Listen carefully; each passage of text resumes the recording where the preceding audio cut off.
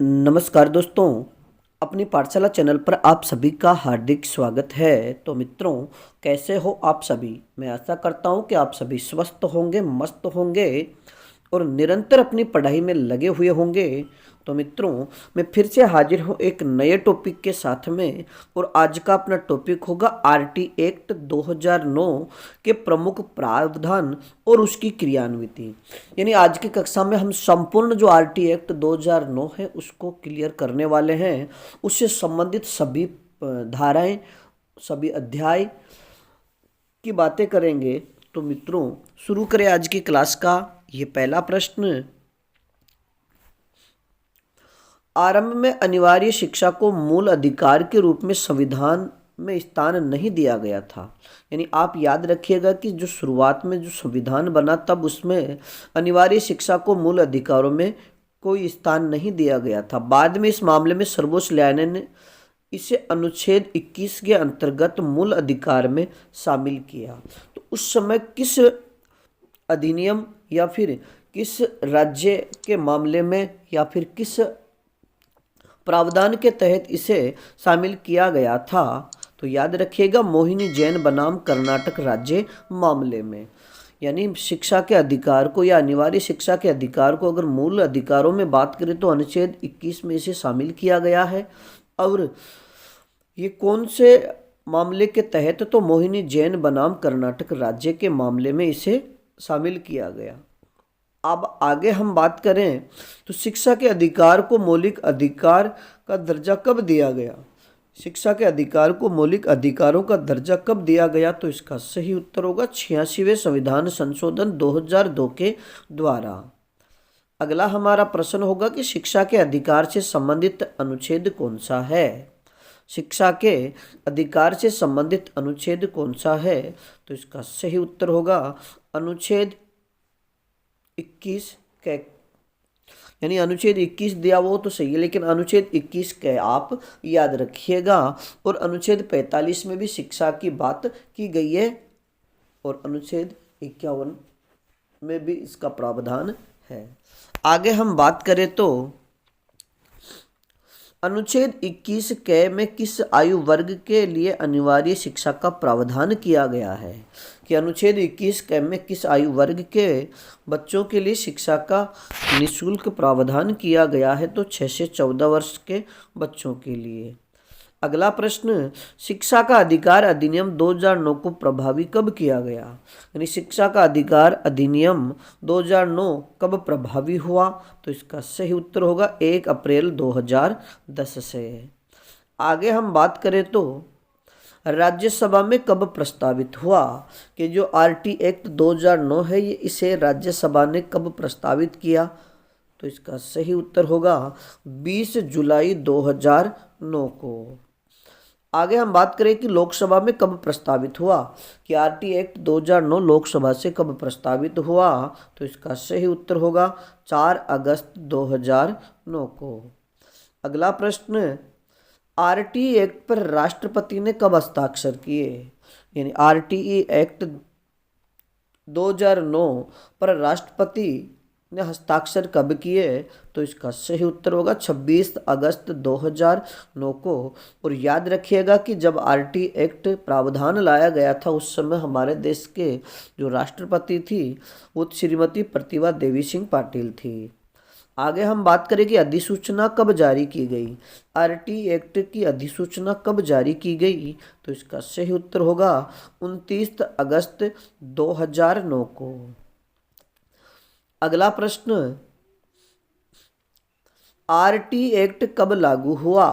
RT act कब प्रभाव में आया या कब लागू हुआ? तो इसका सही उत्तर होगा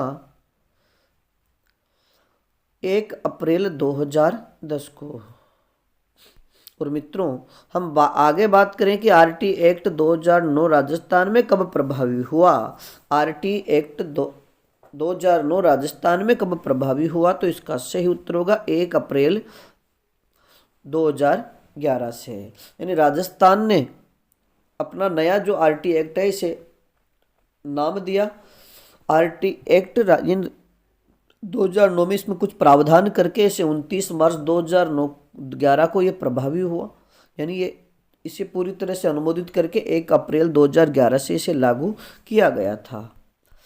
आगे हम बात करें तो कुछ संशोधित या प्रावधानों के साथ राजस्थान निःशुल्क व अनिवार्य शिक्षा के अधिकार अधिनियम 2011 के नाम से ये जाना जाता है, जिसकी अधिसूचना 29 मार्च 2011 को जारी की गई और 1 अप्रैल 2011 को ये लागू हो गया।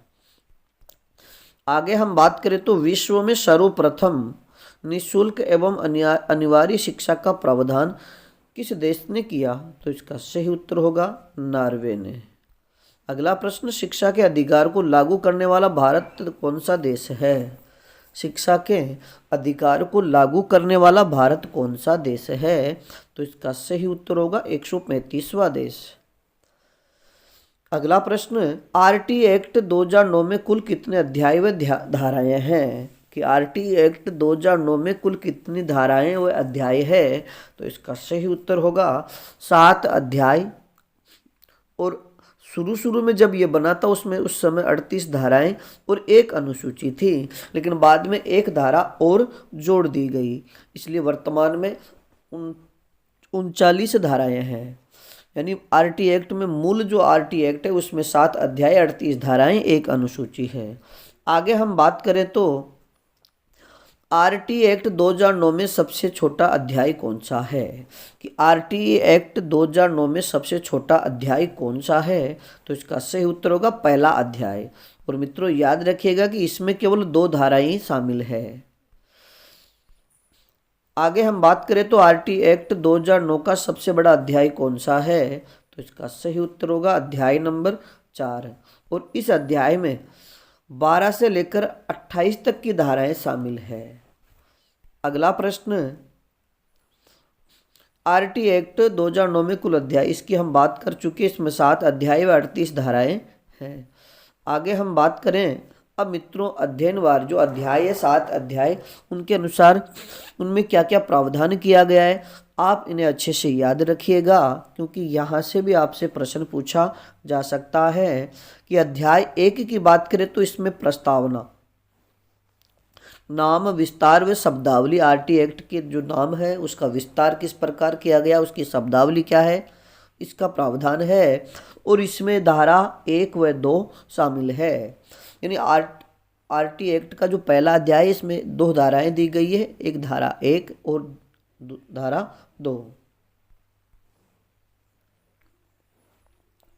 अध्याय नंबर 2 की बात की जाए तो इसमें निःशुल्क और अनिवार्य शिक्षा का अधिकार की बात की गई है। यानी आरटी का जो अध्याय 2 है इसमें निःशुल्क व अनिवार्य शिक्षा के अधिकार की बात की गई है। और इसमें धारा 3 से 5 तक है, यानी इसमें धारा 3, 4 और 5 शामिल है। अगले अध्याय की बात करें अध्याय नंबर 3, तो इसमें समुचित सरकार, स्थानीय प्राधिकार व माता पिता के जो दायित्व है उनकी बात की गई है। और इसमें धारा 6 से लेकर 11 तक की धाराएं शामिल है। यानी इसमें 6, 7, 8, 9, 10 और 11 ये धाराएं शामिल है। आगे हम अध्याय नंबर 4 की बात करें तो अध्याय 4 में विद्यालय व शिक्षक के दायित्व शामिल किए गए हैं। अगर आपसे ये प्रश्न पूछ लिया जाए कि आरटी एक्ट 2009 के तहत विद्यालय व शिक्षक के दायित्व किस अध्याय या फिर कौन सी धाराओं में है, तो अध्याय पूछ लिया जाए तो अध्याय 4। और अगर दायित्व शिक्षक और विद्यालय के दायित्व की बात करें तो इसमें धारा 12 से लेकर के 28 तक की इसमें सभी धाराएं हैं। आगे हम बात करें और इन धाराओं की भी आगे हम चर्चा करेंगे। अब अध्याय नंबर 5 की चर्चा की जाए तो इसमें प्रारंभिक शिक्षा का जो पाठ्यक्रम है उसकी बात की गई है। और मित्रों इसमें धारा 29 व 30 शामिल है। अध्याय 6 की हम चर्चा करें तो बालकों के अधिकारों का संरक्षण से संबंधित है, जिसमें धारा 31 से लेकर के 34 तक की धाराएं शामिल है। और अध्याय 7 की अगर हम चर्चा करें तो इसमें प्रकीर्ण यानी आरटी एक्ट का जो संपूर्ण प्रकीर्ण उसकी चर्चा की गई है। और इसमें धारा 35 से लेकर 38 तक शामिल है। अगला हमारा प्रश्न है 6 से 14 वर्ष तक के बच्चों के लिए निःशुल्क और अनिवार्य शिक्षा प्राप्त करने का अधिकार किस धारा में शामिल है? यानी 6 से 14 वर्ष तक के बच्चों के लिए जो निःशुल्क और अनिवार्य शिक्षा का प्रावधान किया गया है, ये कौन सी धारा में है? तो इसका सही उत्तर होगा धारा 3 में। अगला प्रश्न, बालक को उसकी आयु के आधार पर शिक्षा की मुख्य धारा से जोड़ा जाए, ये किस धारा में प्रावधान किया गया है? कि कोई भी बालक को उसको उसकी आयु के अनुसार ही शिक्षा की धारा से जोड़ा जाए, तो यह कौन सी धारा में प्रावधान है? तो इसका सही उत्तर होगा धारा 4 में। अगला प्रश्न, धारा 6 के अनुसार कितने किलोमीटर के दायरे में प्राथमिक विद्यालय खोला जाएगा? कि आरटी एक्ट की जो धारा 6 है उसके अनुसार कितने किलोमीटर के दायरे में विद्यालय खोला जाएगा? तो इसका सही उत्तर होगा धारा 6 के अनुसार। और ये विद्यालय की स्थापना से संबंधित है। ये 1 से 1.5 किलोमीटर के दायरे में विद्यालय खोलने का इसमें प्रावधान किया गया है। यानी कितने किलोमीटर के दायरे में विद्यालय खोला जाएगा? तो 1 से 1.5 किलोमीटर के दायरे में। आगे हम बात करें तो किस धारा में केंद्र व राज्यों का वित्तीय अनुपात दर्शाया गया है? कि आरटी एक्ट 2009 के तहत वह कौन सी धारा है जिसमें राज्यों तथा केंद्र का जो वित्तीय अनुपात है उसका प्रावधान है? तो इसका सही उत्तर होगा धारा 7 में। और वित्तीय अनुपात की बात करें तो केंद्र सरकार द्वारा 60% और राज्य सरकारों द्वारा 40% वित्तीय वहन किया जाता है। और पूर्वोत्तर राज्यों के अनुपात की बात करें तो ये 90:10 है, जिसमें पूर्वोत्तर राज्यों के लिए केंद्र सरकार 90% और राज्य सरकार 10% वित्त वहन करती है। आगे हम बात करें तो किस धारा के अनुसार निजी विद्यालयों में 25% सीटों पर निर्धन वर्ग के बच्चों के लिए प्रावधान है? कि आरटी एक्ट की जो कौन सी धारा है जिसमें निजी विद्यालयों में जो 25% सीटें निर्धन वर्ग के बच्चों के लिए तय की गई है, ये कौन सी धारा में है? तो इसका सही उत्तर होगा धारा 12 में। अगला प्रश्न, किस धारा के अनुसार प्रारंभिक शिक्षा पूर्ण होने तक बालक का किसी भी स्तर पर ठहराव या अवरोधन नहीं होगा? यानी आरटी एक्ट 2009 के अनुसार किस धारा में यह प्रावधान किया गया है कि जब तक बच्चे की प्रारंभिक शिक्षा पूर्ण नहीं होती तब तक उसे किसी प्रकार से कोई भी कक्षा में रोका नहीं जाएगा? तो इसका सही उत्तर होगा आरटी एक्ट की धारा 16 में। अगला प्रश्न, आरटी एक्ट की धारा किस धारा के अनुसार बालक का शारीरिक शोषण नहीं किया जाएगा? यानी आरटी एक्ट की वह धारा जिसमें बालक का शारीरिक शोषण यानी उसमें दंड का प्रावधान नहीं है। यानी अगर कोई शिक्षक बालक का शारीरिक शोषण करता है या किसी प्रकार से उसे सजा देता है तो उस पर प्रतिबंध लगाया गया है। तो इसका सही उत्तर होगा आरटी एक्ट की धारा 17 में। अगला प्रश्न, प्रत्येक विद्यालय में विद्यालय प्रबंध समिति के गठन का प्रावधान किस विद्यालय में किया गया है? कि प्रत्येक विद्यालय में जो प्रबंधन समिति है उसके गठन का प्रावधान कौन सी धारा में है? तो इसका सही उत्तर होगा धारा 21 में। आगे हम बात करें तो छात्र व शिक्षकों के अनुपात का उल्लेख किस धारा में किया गया है? छात्र और शिक्षकों के अनुपात का उल्लेख किस धारा में है? तो इसका सही उत्तर होगा धारा 25 में। और मित्रों, जो छात्र शिक्षक अनुपात है अगर उसकी बात करें तो 30 छात्रों पर 1 शिक्षक होगा। यानी 30 छात्र 30:1, तो 30 छात्रों पर 1 शिक्षक, ये प्राथमिक शिक्षा के लिए है। आगे हम बात करें तो 60 छात्रों पर 2 शिक्षक और 61 से लेकर 90 छात्रों पर 3 शिक्षक, 91 से लेकर 120 छात्रों पर 4 शिक्षक होंगे। तो 121 से लेकर 150 अगर छात्र हैं तो वहाँ पर 5 अध्यापक और 1 प्रधानाध्यापक होंगे। और मित्रों, प्राथमिक विद्यालय में छात्र संख्या 200 से अधिक हो जाए तो छात्र शिक्षक अनुपात 40:1 होगा। अगर प्राथमिक विद्यालय में छात्र संख्या 200 से ऊपर रहती है तो वहाँ पर छात्र शिक्षकों का जो अनुपात है 30:1 वह फिर 40:1 में होगा। अगर उच्च प्राथमिक शिक्षा की बात करें यानी 6 से लेकर 8 तक के छात्र शिक्षक के अनुपात की बात करें तो यहाँ पर फिर 35:1 होगा, यानी 35 छात्रों पर एक अध्यापक रखा जाएगा। किस धारा के अनुसार कोई भी शिक्षक निजी शिक्षण व प्राइवेट ट्यूशन नहीं करवाएगा? कि आरटी एक्ट की वह कौन सी धारा है जिसके तहत कोई भी शिक्षक निजी शिक्षण व प्राइवेट ट्यूशन नहीं करवाएगा? तो इसका सही उत्तर होगा आरटी की धारा 28 के अनुसार। अगला प्रश्न, बाल अधिकारों के हनन के संबंध में शिकायत की प्राप्ति का उल्लेख कौन सी धारा में किया गया है? कि बाल अधिकारों का अगर हनन होता है तो उसके संबंध में शिकायत की प्राप्ति का प्रावधान किस धारा में है? तो इसका सही उत्तर होगा धारा 31 में। अगला प्रश्न, आरटी एक्ट 2009 में एक अनुसूची का उल्लेख किया गया जिसमें मुख्य प्रावधान कराए गए हैं, और ये बात भी आप याद रखिएगा मित्रों। आरटी एक्ट 2009 में एक ही अनुसूची है और उसमें कौन कौन से प्रावधान हैं, अगर हम उनकी बात करें तो प्राथमिक कक्षाओं के लिए संपूर्ण व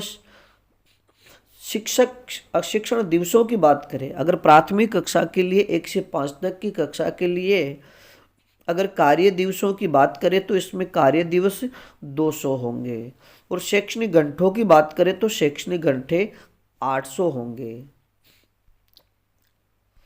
और मित्रों आगे हम बात करें कि उच्च प्राथमिक शिक्षाओं के लिए अगर संपूर्ण वर्ष में 220 दिन का शिक्षा दिवस होंगे, तथा शैक्षणिक घंटों की बात की जाए तो यहाँ पर 1000 शैक्षणिक घंटे होंगे। अगर प्रत्येक अध्यापक को प्रति सप्ताह 45 घंटे शिक्षण कार्य करवाना अनिवार्य होगा, जिसमें तैयारी घंटे भी शामिल है। अगर अध्यापक की बात की जाए कि एक अध्यापक प्रति सप्ताह में कितने घंटे शिक्षण कार्य करवाएगा, तो इसका सही उत्तर होगा 45 घंटे।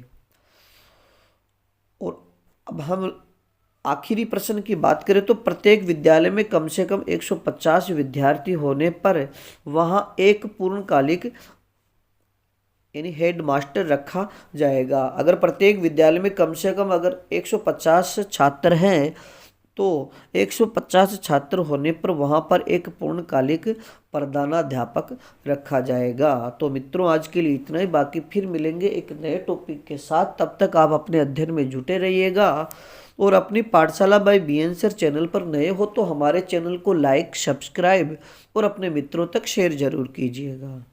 धन्यवाद।